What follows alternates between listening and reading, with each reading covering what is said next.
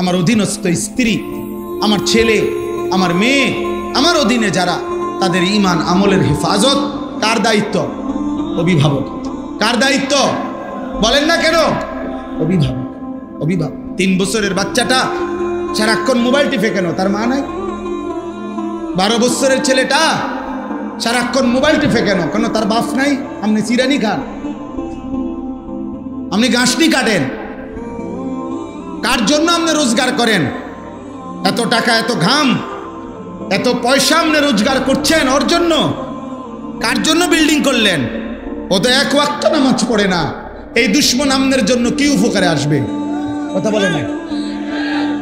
হ্যাঁ, ওই বাপ, আপনি যে আজকে 60 বছর হয়ে গেল, আপনি যে আজকে 30টা বছর ধরে এই বাজারে মাথার ঘাম পায়ে ফেলাইয়া একটা একটা টাকা রোজগার করেন, ব্যবসা করেন, আপনার স্ত্রীও বেপর্দা, আপনার ছেলেও নামাজ পড়ে না, আপনার মেয়েও পর্দা করে না, আপনি এনে বাজারে ঘাম ঝরে, আর তারা বইয়া বইয়া টেলিভিশনে ঘরে সোফাত বইয়া তারা নর্তকীর নাচ দেখে, নাটক দেখে, সিনেমা দেখে।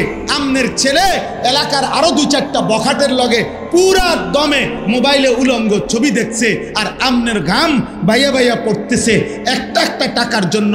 এই দুশ্মন যারা, আল্লাহর দুশ্মন, নবীর দুশ্মন, ইমান ইসলামের দুশ্মন, যাদের ওযু নাই, সেজদা নাই, নামাজ নাই, দিন নাই, শরীয়ত নাই, এদের জন্য যে আপনি এত কষ্ট করলেন, এরা আপনার দুনিয়ার কি কাজে আসবে, আখিরাতের কি কাজে আসবে? বলেন অভিভাবক, বল। আর দরকার আর আইতাম না কোনোদিন, আইজ গিয়ে কই যা, আর আইলাম না। এই সমাজের বাবাদেরকে কিভাবে ফিরানো যায়? একটা একটা আল্লাহর বান্দাকে গুনার থেকে যদি বাঁচাইতে পারেন, জাহান্নাম থেকে বাঁচাইতে পারেন, তওবা করে যদি কাউকে আল্লাহর দিকে ফিরায় আনতে পারেন, খোদার কসম নবী বলছে, আল্লাহর কোনো বান্দা যদি গুনাহ ছেড়ে তওবা করে আল্লাহর কাছে ফিরে আসে, খুশিতে মহান আল্লাহ ফেরেশতাদেরকে বলে, আমার আসমান সাজিয়ে দে, আমার জান্নাত সব সাজায় দে।